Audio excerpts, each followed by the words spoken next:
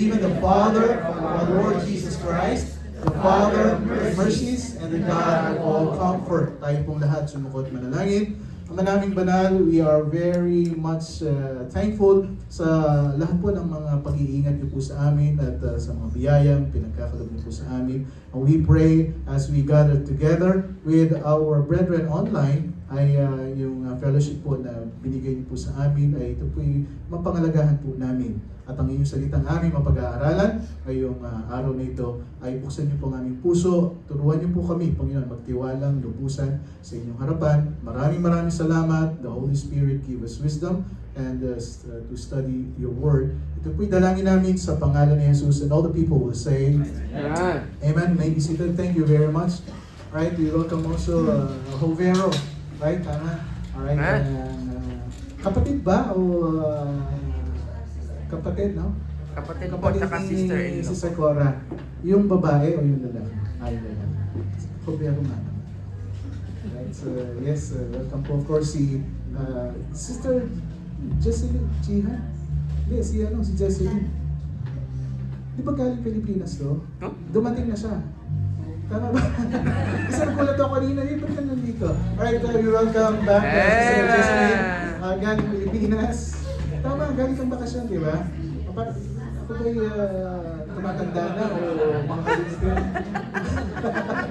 Alright, anyway. Alright, quick reminders, mamaya po ay meron tayong mga announcements, so please wait for that. At tayo pong lahat ay magsimula na sa ating pag-aaral. God bless you today. Let me start this lesson series called Blessed Be God. Blessed be God, the God of all comfort. You know, to begin our study this morning, I want to read to you, if I might, starting at verse 3 down through verse 11 of 2 Corinthians chapter 1, para po sa ganun ay mailagay po natin ang ating mga sarili sa ating pong sunod-sunod na pag-aaral po nito. Ano po? Basahin ko po sa inyo ang 2 Corinthians chapter 1 verse 3. The Bible says, Blessed be God, even the Father of our Lord Jesus Christ, the Father of mercies and the God of all comfort, who comforted us in all our tribulation, that we may be able to comfort them which are in any trouble, by the comfort wherewith we ourselves are comforted of God. For as the sufferings of Christ abound in us, so our consolation also abounded by Christ. And whether we be afflicted, it is your consolation and salvation, which is effectual in the enduring of the same sufferings which we also suffer, or whether we be comforted, it is for your consolation and salvation. And our hope of you steadfast, knowing that as ye are partakers of the sufferings, so shall ye be also of the consolation. For we would not, brethren, have you ignorant of our trouble which came to us in Asia, that we were pressed out of measure above strength, and so much that we despaired even of life. For we had a sentence of death in ourselves, that we should not trust in ourselves, but in God, which raiseth the dead, who delivered us from so great a death, and doth deliver it whom we trust that he will yet deliver us. Ye also helping together by prayer for us, that for the gift bestowed upon us by the means of many persons, thanks may be given by many on our behalf. Well, mga kapatid, this opening section of Paul's letter, the book of 2 Corinthians, is very crucial to our purpose today. It is also crucial for us because ito pong instruction ng 2 Corinthians along the theme of comfort in trouble ay ito po'y makita po natin ngayong araw nito. But before we consider what it means to us, bago po natin talagang idig ng malalim ang itong pag-aaral po ito, ay tignan po natin, we have to understand what it meant to Paul and why Paul wrote it. Sa Biblia po, pagka nag-aaral ka ng salita ng Panginoon, you have to put yourself dun sa sumulat nung book or letter, which is Paul, the 2 Corinthians. If there's one ringing theme in this epistle, the 2 Corinthians, it is Paul's defense of his integrity. dito po kasi sa 2 Corinthians na ito, ay pilit siyang sinisira sa kanyang message na binibigay sa mga tao. His defense of his apostolic authority, na talagang binigyan siya ng otoridad ng Panginoon para ibahagi ang salita ng Panginoon. So, dinidepensa niya ito. At sa kanyang pagdepensa, he is not doing it for his own gain. Hindi niya pinaglalaban ito para, ako'y sumikat, para ako ang makita sa ating ginagawa, not for his own gain, not for his own popularity, not for his own prominence, but for the protection of the church. Ito'y paglalaban ko, ito'y tatayuan ko because this is for the protection of the church and the protection of the truth. Ang katotohanan ay kailangang maprotektahan. What is behind the scenes in this epistle? What prompted this letter was a strong and growing assault on the Apostle Paul in Corinth. Doon sa Corinthian, ay talagang napakalakas po ng paninira sa gawain, paninira sa katotohanan ng salita ng Panginoon. An effort to destroy his credibility. Sinisiraan si Pablo so that his message could be undermined. So there were some false teachers that had come into Corinth. Sa Corinto, maraming false teachers, and they infiltrated the church. Pumasok sa church, umaatid sila, at pilit nilang sinisira yung turo ni Paul. They wanted to bring another gospel. They wanted to preach another Jesus than the true one. They wanted to bring their damnable heresies, their demon doctrine. They wanted to bring their satanic lies. So ito pong lahat ay gusto nilang ipasok. They wanted them to be believed. Now, wag niyong, paniwalaan si Paul, paniwalaan niyo kami. And in order to find an entrance and to gain an audience, the first thing they needed to do was, for church, is to topple the leader. Topple Paul from the pedestal. Gusto nilang siraan yung pastor, and they had to assault his authority. But after all, because after all, he was the one who articulated the truth. Sino ba ang nagtuturo ng katotohanan dito kundi si Pablo? He was the one who set the standard. Ito yung turo ng Panginoon. He was God's apostle. And so he had to come down. Sabi ng mga false teacher niya, kailangan natin siyang pabagsakin. They had to tear him down. They had to destroy him. And with him, the truth he taught. Sabi niya, yung katotohanan aking tinuturo niya ay kailangang masira. And in the vacuum would come the error. So pilit nilang ginagawa po yan. Mga kapatid, these false teachers did everything they could to destroy Paul. The Corinth, they attacked him at every conceivable point. Kung meron ang pagkakataon na masira ko siya, laging yun po ang kanilang ginagawa. And then trying to replace him with themselves. At para pagka masira siya, they claim to have credentials from Jerusalem. Sabi nila, si Paul naman galing sa labas at punta lang sa dito para magbahagi. Pero tayo taga dito talaga. And, let's replace him. And to have represented with the truth of God when in fact they were messengers of the devil, Satan. And their leaders even called such in 2 Corinthians 12:7 a messenger of Satan. Kaya sabi ng 2 Corinthians 12:7, unless I should be exalted above measure, sabi ni Paul, through the abundance of the revelations of God to me. There was given to me a thorn in the flesh, the messenger of Satan to buffet me, lest I should be exalted above measure. So these false teachers had come into Paul's beloved church at Corinth. Sila umattend sa church ng Corinth, and they were tearing into the Apostle Paul. Sinisira nila yung reputasyon niya. They destroying any future of past ministry he had. Yung mga history ay tuloy na inaalukay para masira yung reputation ni Paul, and doing everything they could to tear the church apart. Ginagawa nilang lahat para mag-divide ang church and confuse it with error. Guluhin natin sila. Parang sa ganun, hindi sila maging united, magkaisa, and then turn it over to Satan. You know, this was a great concern of the apostle. Ito yung talagang sabi ni Pablo, and is a very assault that is behind, kaya naisulat ko itong 2 Corinthians. And so from the beginning to the end, Paul is defending the integrity of his own spiritual life and the authenticity of his apostleship.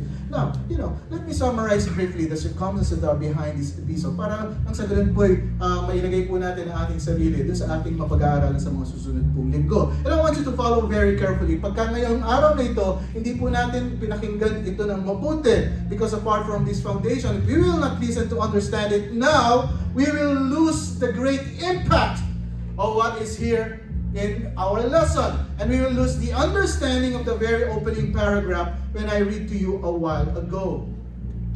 Nung hindi po natin maintindihan ngayong araw na ito, itong ating umpisa, itong ating pag-aaral, ay, mainip ka ng mainip hanggang sa susunod na linggo, inaantok na ako, hindi ko maintindihan ang sinasabi ni Pastor and everything.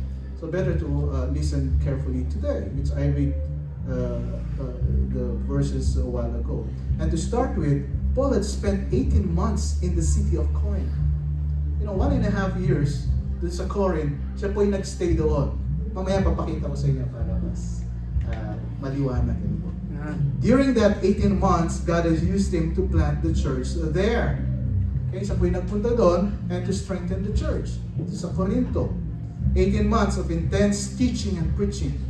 Wala siyang ginawa araw-araw, magturo, mag-preach, and had affected the strong. At sa pagtuturo niya, ay lalong tumatag ang church and aggressively moving church. At sila'y kumilos at sila'y naglingkod sa ating Panginoon. Kanina, bago tayo nagsimula sa ating gawain, sabi ko sa mga men, bago kami mag-pray doon, sabi ko, it's been a year na tayo po ay nagkaroon ng desisyon na magpatuloy sa katotohanan ng salita ng Panginoon. And I've seen every one of you. Sabi ko kung paano kayo lumago sa inyong pananampalataya at kung paano kayo tumatag sa inyong pananampalataya in a year span of time. Kayo naiintindihan nyo kung anong ginagawa po natin dito. You see, the New Testament, let's orient ourselves on Paul's missionary journey. The New Testament record Paul taking 3 missionary journeys that spread the message of Christ to Asia Minor and Europe. Tingnan natin kung paano kumalat yung salita ng Panginoon. The Apostle Paul was a well-educated leading Jew named Saul. Noon pa, ang pangalan niya ay Saul. Living in Jerusalem just after Christ's death and resurrection. Ang ginagawa ni Saul ay, alam natin lahat ito, he did his best to destroy the Christian church. Siya yung persecutor ng church ng Jerusalem, and even participated in the execution of the first Christian martyr, si Stephen. Kung naalala niyo po, si Stephen, yung Kristiyano na dahil sa kanyang pananampalataya, siya po ay tumayo at siya po ay binato at siya po ay namatay. Because of yung utos na yung lahat ng mga Kristiyano ay kailangan patayin. And Paul was there. Saul was there nung binabato po si Stephen hanggang mamatay siya. Okay, so what happened is, natakot yung mga Kristiyano sa Jerusalem at ang ginawa po nila, sila po ay they were scattered abroad. Correct? So nagpunta sila sa mga iba't ibang lugar kasi nga natatakot sila kay Pablo kay Saul na papatayin sila. Acts 8:1. And Saul was consenting unto his death sa kamatayan po ni Stephen, and at that time there was a great persecution against the church which was at Jerusalem, and they were all scattered abroad throughout the regions of Judea and Samaria except the apostles. So sila po ay nagpunta sa mga lugar-lugar na kung saan ay makatago kami kay Saul. Kasi pagka nakita kami, papatayin kami. Like Stephen, what happened to Stephen? Alright, now on his way to Damascus, talagang siya po yung naghahanap ng mga Kristiyano na papatayin niya. Papunta siya ng Damascus, si Pablo, habang siya po ay nandun sa way niya to Damascus, di ba, biglang lumiwanag at Paul met the Lord. Tama po ba? Nakilala niya, and he repented. Nagsisi siya, turning in faith to the Lord Jesus Christ. Sabi niya, Panginoon, ano ang gusto mong gawin ko ngayon? You see, after this experience, he attempted to persuade Jews at pagkatapos niyang nakakilala sa Panginoon, siya mismo, sabi niya ngayon, okay, I'm going to persuade the Jews and the Christians na na-scatter about my life-changing conversion. Ikaw na mamamatay tao at biglang ikaw ay naging Kristiyano at ngayon, hahanapin mo yung mga Kristiyanong nakalat sa mga lugar-lugar at sasabihin mo, ako'y Kristiyano na tinanggap ko ang Panginoon Yesu Cristo. Ay, hindi pa naman ikaw ay, hindi nga si Stephen nga, pinatay mo baka pagka nakita mo ako pati ako, papatayin mo. Hindi nga po ba? So it's very challenging dun sa part po ni Pablo ngayon. And many doubted and shunned him. Christians such as Barnabas, merong isang Kristiyano na si Barnabas, tinanggap siya. Nakakatuwa, merong mga Kristiyano talaga, pagka naging Kristiyano ka rin, ay nandun yung conviction ba? And however, Barnabas accepted and spoke up for him.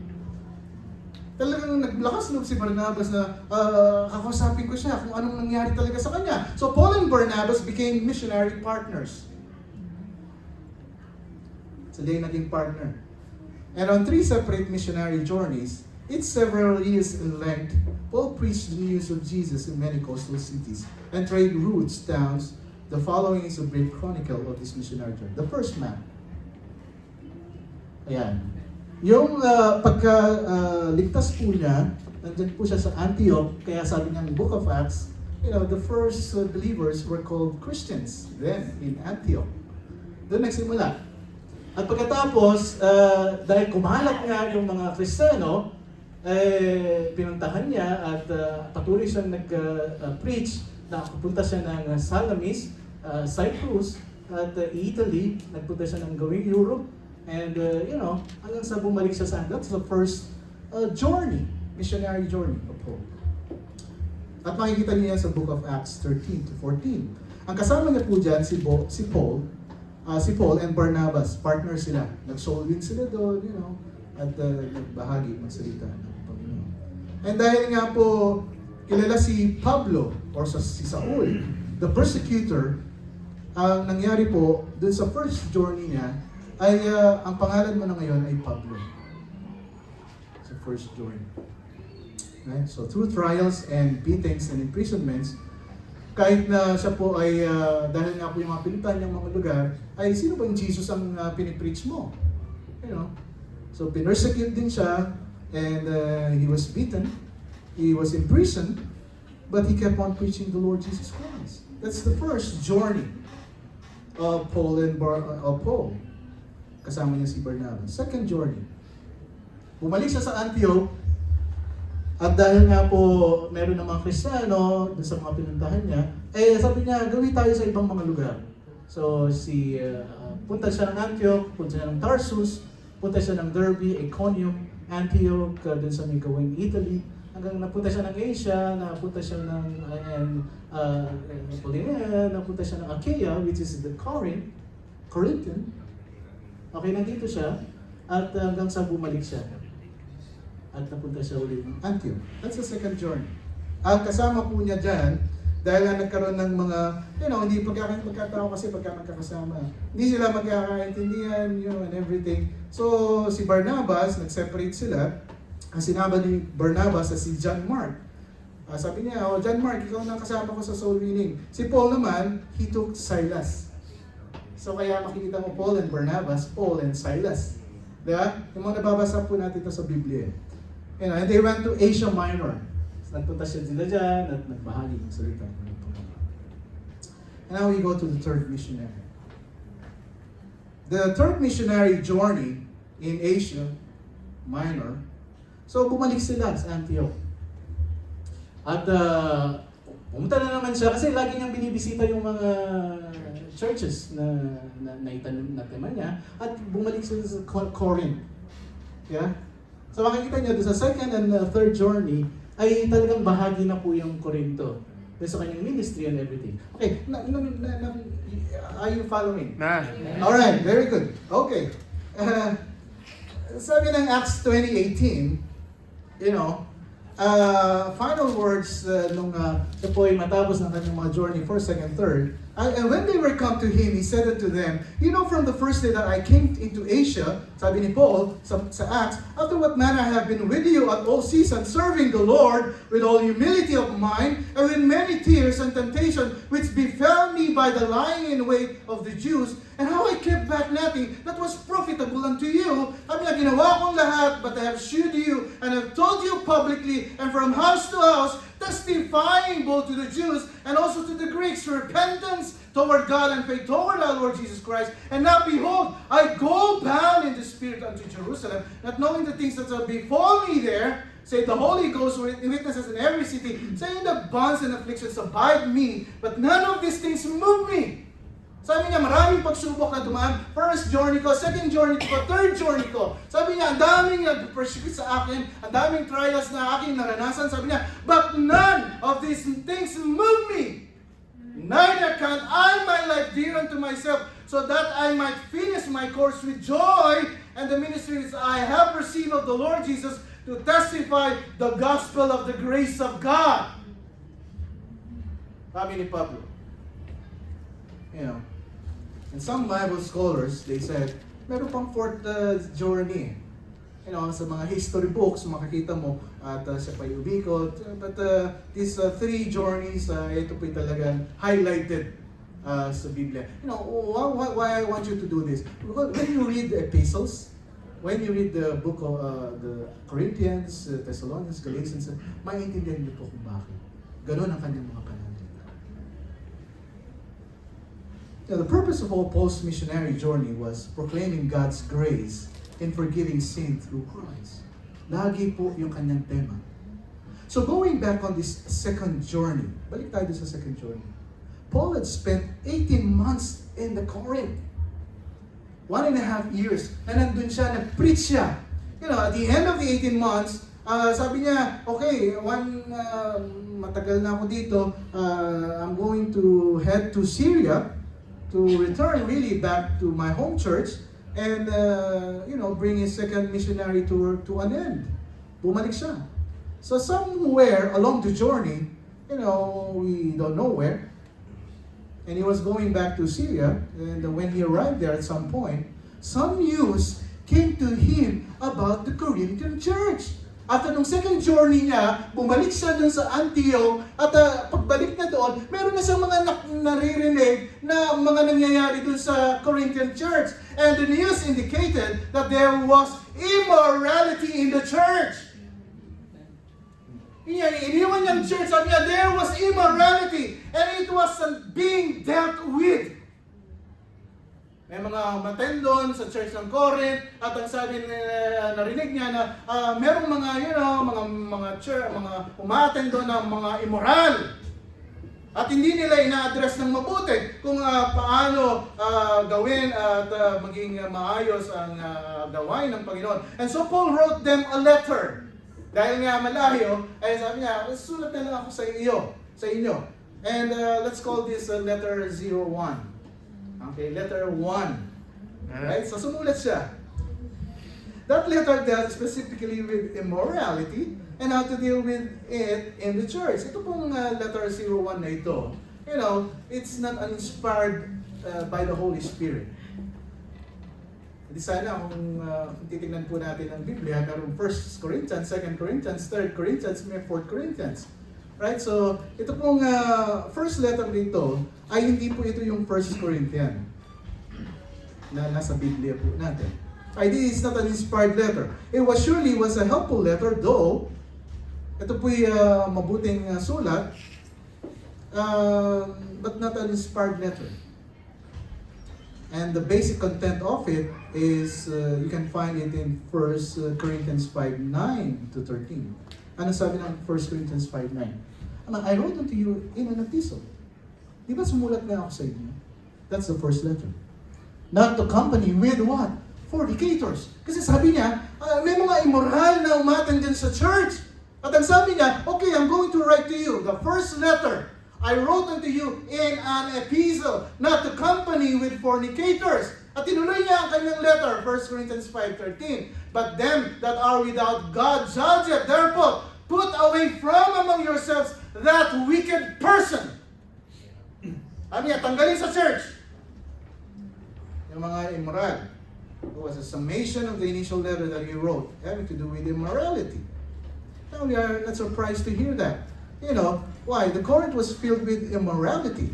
Doon sa lugar pong yun, ay talagang sige, going Europe to eh. Siguro kung liberated lang ang pag-uusapan, liberation lang, or liberated yung mga tao, eh bakit mo ko pakikilam? Nasa Dubai nga ako. Susuot ko ang gusto kong isuot. You know, sasamahan ko yung mga gusto kong sasamahan. You know, huwag kang killjoy dyan. So, it's the same with Corinth. There are, you know, hundreds or not thousands of temple priestesses that would come down at ginagawa po nila ito po mismong nasa church. Sila po yung may fornication, meron silang adultery, they were prostitutes, and there was rampant immorality in that city. Kaya nga po pagka sinabi lang, you know, let's Corinthianize this place. Ibig sabihin, let's make the people lewd, commit lewd or immoral acts to go to bed with a prostitute. Kaya nga po, kung naririnig nyo na, ang Corinthians ay napakasamang libro sa Biblia kasi nga, it's full of immorality. And it was a vile and wicked place from the moral side, yung place po ng Corinth. And so it doesn't shock us that the church was having a battle with this pervasive immorality. But what concerned Paul was not just the sin, but the failure to deal with it. You know, it's not about the sin. It's, anong ginagawa nyo? Pinapabayaan nyo ba na lalo pang maging immoral ang church just because, of your liberality? And to allow that sinning person to have some ongoing relationship to the life of the church.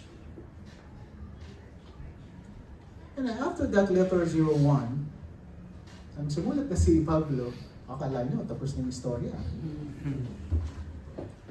So, word came back to Paul. Dahil sa sulat na yon, may mga sumagot. Sa sulat. Di ba? And from the family of Chloe, 1 Corinthians 1:11, for it has been declared unto me of you, my brethren, by them which are the house of Chloe, that there are contentions among you. Sabi niya, sumulat sa mga pamilya ni Chloe kay Pastor Paul, at ang sabi, binalita nung pamilya ni Chloe, alam mo, nag-aaway-aaway nga dito, ganyan-ganyan. So sabi ni Pablo, meron nga akong mga nakarating sa akin, galing sa pamilya ng House of Chloe, na kayo nag-aaway-aaway dyan sa church ng Corinth. Di ba? At ang sabi nila, sa 1 Corinthians 16:11, as touching our brother Apollos. Kasi sa Corinth, alam niyo po yun, sabi nung iba, I am from Apollo, I'm for Apollos, I'm for, di ba ganito, sabi nila, kasi si Apollos napakagaling magsalita, at very fluent siya pagka siya nag-preach and everything. So, siya yung nagturo sa amin kasi nawala ka na dyan, Pablo, kami membro na or committed na kay Apollos. So sabi ni Pablo, as touching our brother Apollos, sabi niya, I greatly desire him to come unto you with the brethren. Kasi si Pablo, pinagtitiwalaan niya si Apollo. Na nagtuturo siya ng maayos. Yan lang yung mga membro, sabi nila, kami kay Apollo, kami ganito. But his will was not all to come all this time, but he will come when he shall have convenient time. And not only that, yung mga mismong nasa Corinto, ay they responded also to the letter. And 1 Corinthians 7:1, now concerning the things whereof ye wrote unto me. Sabi niya, di ba, nag-reply kayo dun sa letter ko? It is good for a man not to touch a woman.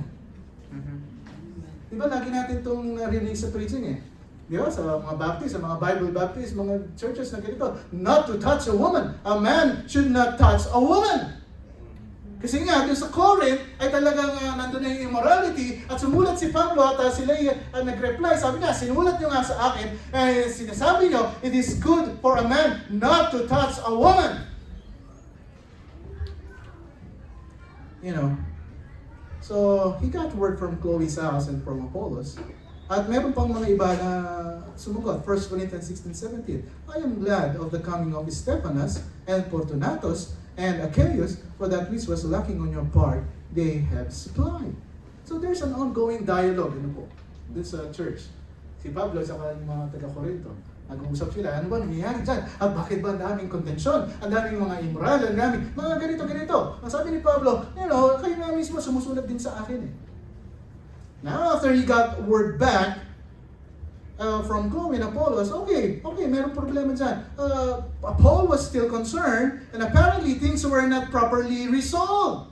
Okay, sulat kayo ng sulat sa akin. Anong dapat natin gawin? Okay, kasi tayo nagkakaintindihan. So, he sent Timothy. Sabi niya, papapadala ko dyan si Timoteo para nang sa gano'n ay marinig ko kung ano talaga ang ating problema. 1 Corinthians 4:17, for this cause have I sent unto you Timotheus. Di ba napakaganda ng Corinthians? Ano kung pag-aaralan mo mabuti yung Book of Corinthians, parang pelikula eh. Parang may mga story pala doon na, di ba? You know, mga kapatid. The letters of Paul is now full of mysticism. Mhm. Na pagka nabasa mo yung verse, binibigyan mo ng spiritual na pakahulugan. Well, it's a very simple letter. You know, it's very literal.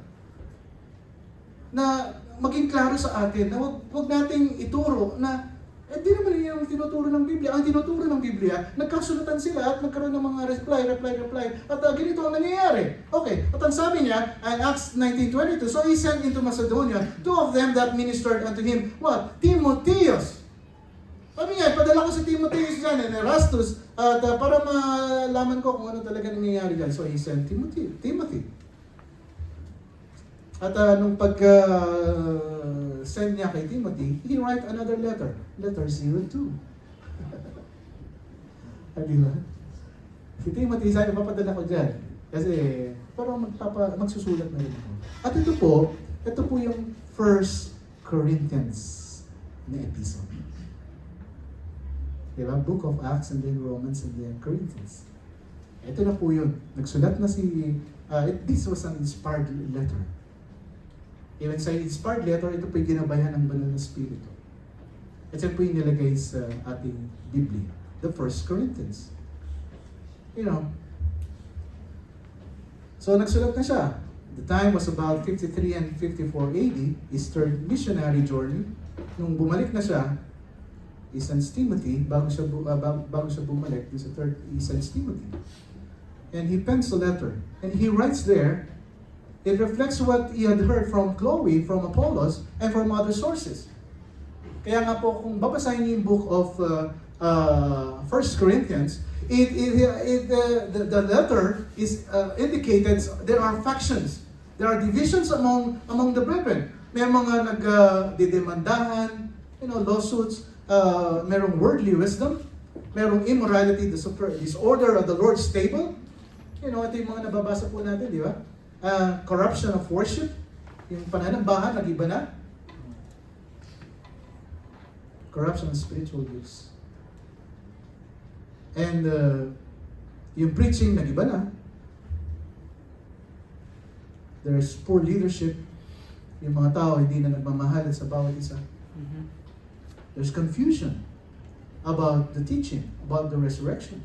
You can all that to the immorality. And it gotten worse. Lalo pang gumrabe. Not better. Din. So, sino niya? 2 Corinthians 13:1. This is the third time I am coming to you. Third missionary. Tama ba? Sabi nga, pangatlo ko na to, pupunta sa inyo. In the mouth of 2 and 3 witnesses, shall every word be established. Tayo yung mag-meeting, tayo yung mag-usap. Ano bang nangyayari sa church ng Corinto? Ang sabi ni Pablo, The first time he planted the church, the second time was during the time he was 3 years in Ephesus. And then 2 Corinthians 2:1, but I determined this with myself, that I would not come again into you to you in heaviness. Kasi nga, nabibigatan na siya. Ano bang nangyayari dyan? Napakabigat na sa akin. So you have the founding visit, the sorrowful visit, and the painful visit. And the letter has been called. So, sumulat siya at uli. At tawagin natin letter 03. Letter, the severe letter. Ano sabi niya? And I wrote this same unto you. Yes. When I came, I should have sorrow from them of whom I ought to rejoice. Alam mo, bigat na sabi niya. Having confidence in you all, ako'y nagtitiwala sa inyo that my joy is the joy of you all. Pero sabi niya, for out of much affliction and anguish of heart, I wrote unto you with many tears. At sabi, anong nangyayari sa church dyan sa Corinth? Sabi niya, di ba pinaghirapan ko yan, naglakad ako ng ilang milya-milya para lang marating ko yung Corinto at makapagbahagi ako ng salita ng Panginoon. At nung umalis ako, sabi ko, anong nangyari? Nagkasulatan tayo, sumagot kayo sa akin, sumagot ako sa inyo and everything. Hanggang ngayon pa ba? Ano ba itong mga... ako mismo ay nabibigatan na. And I wrote it to you with many tears, not that you should be grieved, but that you might know the love which I have more abundantly unto you. Alam niyo ba kung gaano ko kayo kamahal? Sabi ni Pablo sa mga Korinto. 2 Corinthians 2:9. Kasi nagkakaroon na sila ng doubt. Alam mo, si Pablo, iniwan tayo at ganito, ganyan, you know. Matapang lang siya sa mga sulat, pero sa personal ay hindi mo makikita yung katapangan. For to this end, also did I write that I might know the proof of you, whether you be obedient in all things. At sabi niya, ano ba talaga nangyayari sa inyo? Tinitingnan ko kung kayo ba ay sumusunod sa lahat ng mga bagay na naituro ko sa inyo tungkol sa Biblia, tungkol sa Panginoong Jesucristo. You know? At nakakalungkot pa. Nung pumunta siya doon, third, he found a worse sin sa church. He found a mutiny had begun. What do you mean mutiny? It is rebellion against the authority. And these some false teachers, you know, had come into the life of the church. Sila'y nandyan na. At they were assaulting Paul and assaulting the church. They were trying to undermine the truth and supplant it with lies. Alam mo, sabi niya, this is, si Pablo ay mas magaling si Apollos at siya na ang paniwalaan natin at siya na ang ating maging, commitment natin, loyalty natin ay mapunta na kay Apollos. 2 Corinthians 7:8, for though I made you sorry with the letter, I do not repent it. Kasi nga sa sobrang bigat ng kanyang puso, yung sulat din niya ay sa pakiramdam niya, nakakasakit na siya. Yan, sabi niya, ayoko nga gawin yun eh. Sabi niya, for though I made you sorry with the letter, I do not repent, though I did repent, for I perceived that the same epistle had made you sorry, though it were but for a season. Sabi niya kasi ganyan yung mga pinapakita niya, kaya yung sulat ko sa inyo, mabigat din. And he felt bad after he wrote it. It was so strong. It's a severe letter. Kaya nga letter si Ruth. He felt bad. He regretted it. You know, there's a mutiny na nakita. The new problem, the arrival of false apostles claiming authority from Jerusalem. Sino ba si Pablo? They attack Paul every way they could. They attack his apostleship. They question his authority. Ano otoridad mo at ikaw ay nagpipreach sa amin? They question his honesty. They question his purity. They question his love and affection to the church. And they use every conceivable angle to attack his character. They even accuse him of embezzling the money that was given to the poor saints. Alam mo yung mga collection, sabi niya, ginagamit mo lang kahit saan-saan. You know, the poor saints in Jerusalem, and putting it in your own pocket. They were doing all of this to rip him down, to destroy him, so they could take his place.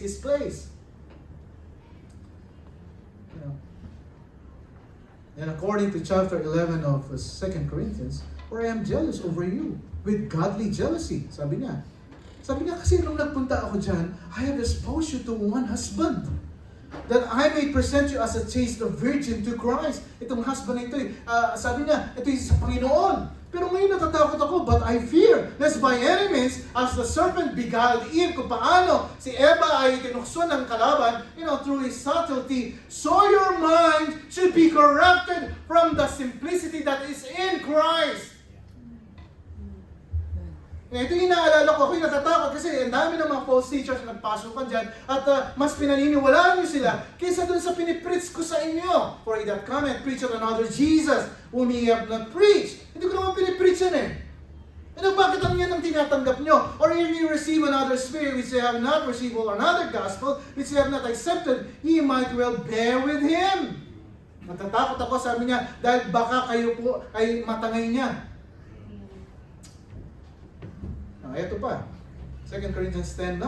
That I may not seem as if I would terrify you by letters. Ayoko kayong takutin sa mga letter na sinusulat ko sa inyo. At sabi niya, for his letters say they are weighty and powerful. At sabi niya, bibigat naman ng mga pananalita ni Pablo. But his bodily presence is weak. Yung kanyang presensya dito, yung hinahanap natin. Pero mahina. And his speech contemptible. Let's also one think this, that such as we are in word by letters when we are absent, such we all be also indeed when we are present. May problema. They suggested in chapter 11 verse 12, he alludes to it, that he had no love for the church at all. Wala namang pag-ibig talaga si Pablo sa church. 2 Corinthians 11:9. When I was present with you, and wanted I was chargeable to no man, for that which was lacking to me, brethren, which came to Macedonia supplied, and in all things I have kept myself from being burdensome unto you, and so will I keep myself. Ayaw nga maging pabigat sa inyo. As the truth of Christ in me, no man shall stop me of this boasting in the regions of Achaia. Kasi nga naman, yung mga false teacher dyan, and mayayaman sila, kasi sa Corinto, mayayaman, negosyante yung mga tao doon, at may kaya sila. As the truth in Christ is in me, no man shall stop me of this boasting in the regions of Achaia. Ano sabi niya? Wherefore? Because I love you not. Kasi sabi niya, bakit nyo ako tinatapol dito? Ako nga yung totoo sa inyo. Yung pag-ibig ko nga sa inyo ay totoong-totoo. Sabi niya, wherefore? Because I love you not. Alam ng Diyos, God knoweth. But what I do, that I will do, that I may cut off occasion from them which desire occasion. Sabi niya, yung mga gumagawa ng mga issue and everything, ayoko nga magkaroon ng mga ganong okasyon na kung saan ay palalaking pa natin yung mga problema, mga issues, that wherein they glory, they may be found even as we. Wala naman tayong pinagkaiba kung ganun din ang gagawin natin. For such are false apostles. Sabi niya, yung mga gumagawa niya, yung mga false teachers, false apostles, deceitful workers, transforming themselves into the apostles of Christ. Akala mo kung sino yung, nasa church na kung saan akala mo kung sino nagpapakita ng katapatan, pero is a false teacher. He's being led some guy he calls a messenger of Satan, trying to destroy this church.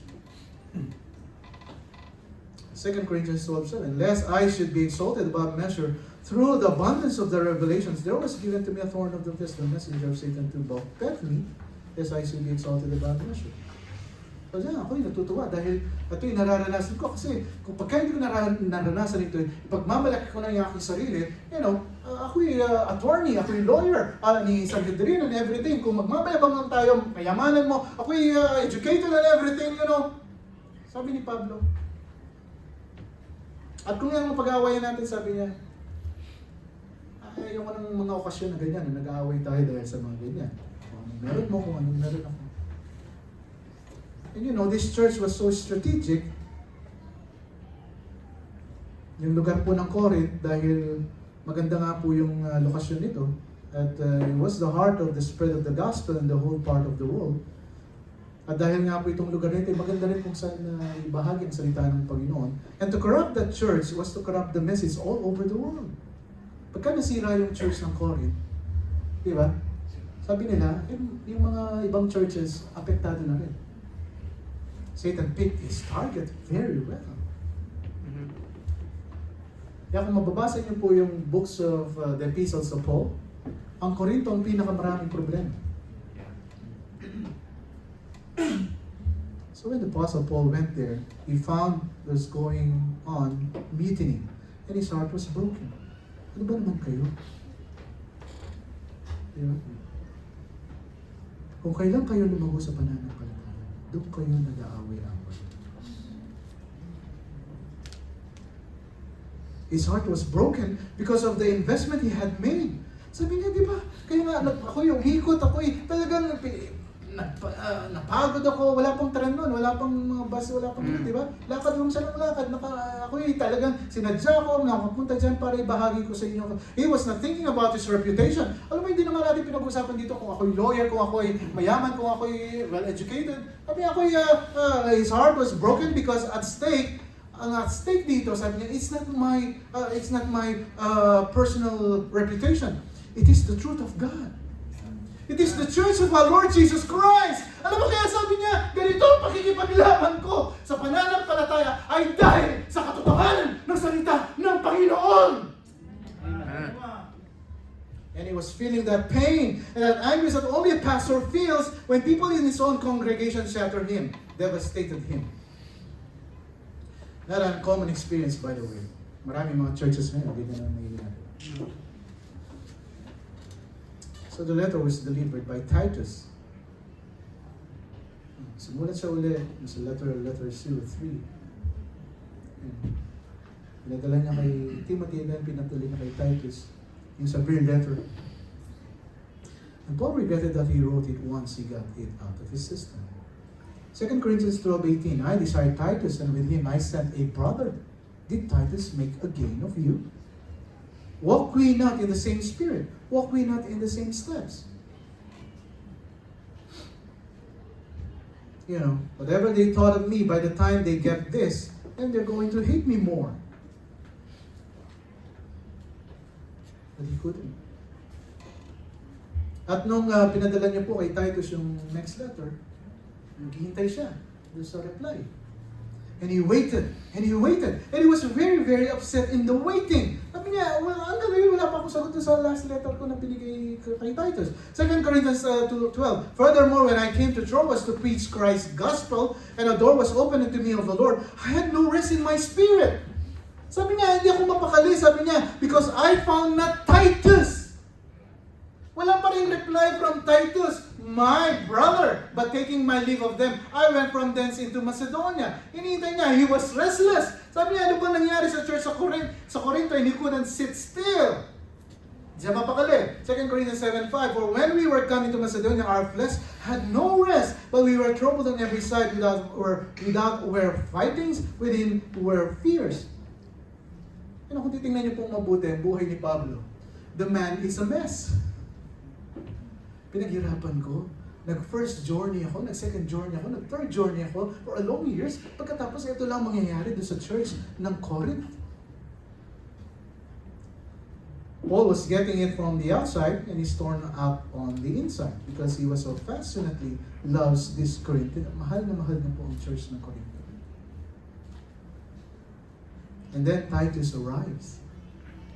Dumating si Titus, sabi ko nga po sa iyo. Ano sabi ng 2 Corinthians 7:6? Nevertheless, God that comforted those that are cast down, comforted us by the coming of Titus.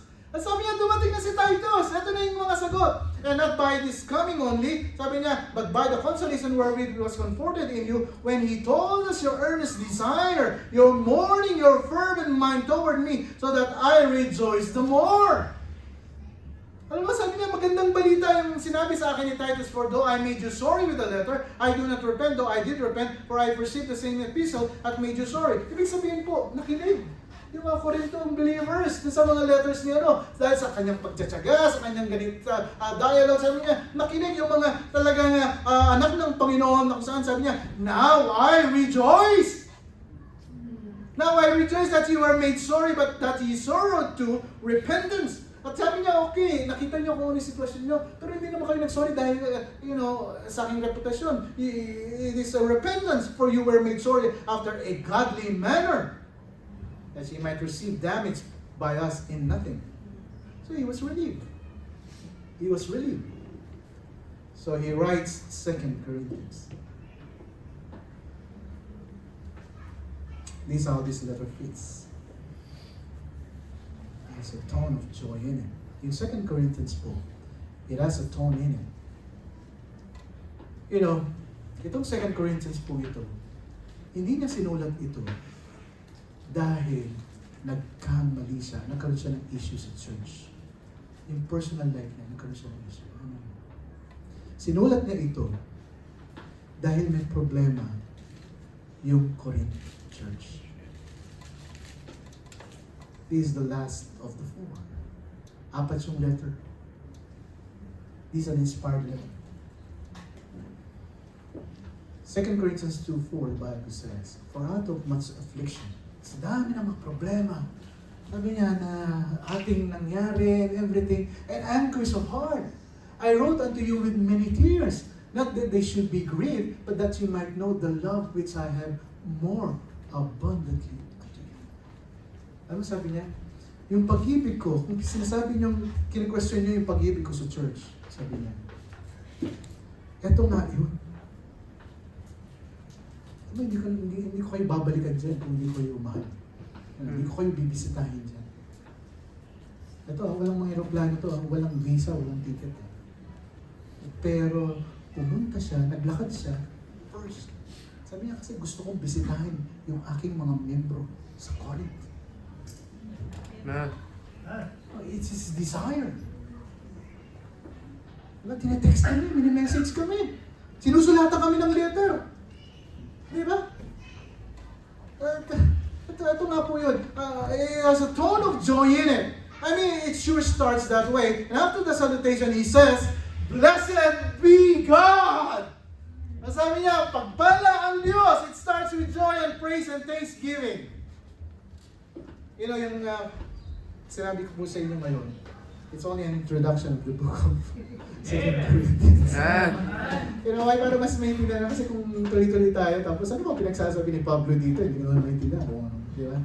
Mas mahirapan tayo umunawa sa mga next Sunday po na. Di ba? Ngayon, at least clear sa atin, ha? Meron pala mga journey dito nangyari noon. You know, when I'm studying this, been like sabi ni Kiel sa akin, Pastor, ba't wala pa yung outline mo? Kasi meron kaming time eh. Meron akong deadline sa kanya. 12 o'clock yung Saturday lunch eh. Stress na, di ba ako nag-message sa kanya. Basta wala nang nangyari. Anong nangyari? Sabi niya, tumawag ka sa akin. Ako sabi ko, alam ko tatawag ka sa akin. Kasi hindi pa ako talaga tapos dito sa akin message. So, biyaya po ng Panginoon. Blessed be God. Sabi ni Pablo, there are Paul's apostles salivating like wolves. They still eager to tear up the church. All the issues are not settled. For whatsoever isn't quite yet sure, he writes this letter. You know, 2 Corinthians. He reaffirms in very personal, heartfelt, intimate detail. He just opened up Paul's heart. Sabi niya, hindi niyo ba naiintindihan? Ito ang puso ko, papakita ko na sa inyo. He's suffering greatly, you know. Hindi nga ako makatulog dahil sa mga problema dyan. And certainly you know that when the false apostles attacked him, you know, hindi niya sinabing, I'm insecure. Insecure kasi ako dyan. Wala siya sinabing gano'n. Sabi niya, ganito ko kamahal ang church. And I will stand for it. I'll stand for it. Kung di niyo maramdaman, sabi niya, it is my heart for you. 2 Corinthians 2:4, "For out of much affliction and anguish of heart, I wrote unto you with many tears." He starts out by blessing God.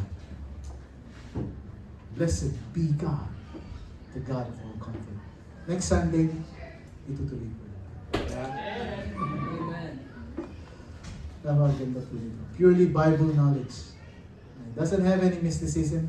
It doesn't have any verse na sasabihin ko sa inyo, no, may spirituality nangyayari sa verse na ito and everything. It's very literal. No? And kasama po dito experiences natin sa buhay. As we go along with this lesson, hagip lahat ng mga nararanasan natin. I don't have to make a topic here. Sabi ko, ang topic natin ngayon tungkol sa pag-ibig, tungkol sa ganito. And I'm not going to do that here. Let's unfold the Word of God in front of us. Tingnan natin kung ano sinasabi talaga ng salita ng Panginoon. You will know the truth, and the truth shall make you free. Amen. 2 Corinthians 1:3, Blessed be God, even the Father of our Lord Jesus Christ, the Father of mercies and the God of all comfort. Ang topic po natin starting this month of August, Blessed be God, the God of all comfort. Tayo pong lahat tatayo. So all stand at peace, so we bow our heads and close our eyes. Let's pray. Heavenly Father, we thank you, Lord, sa 2 Corinthians, the book of 2 Corinthians that Paul wrote. At maraming salamat, Panginoon. Pinakita niyo po sa amin ngayong araw na ito kung paano ito po'y nangyari. At isa po kagalakan sa amin. Unfold po sa amin ang sitwasyon po ni Pablo at kung paano niya minahal ang mga churches na he planted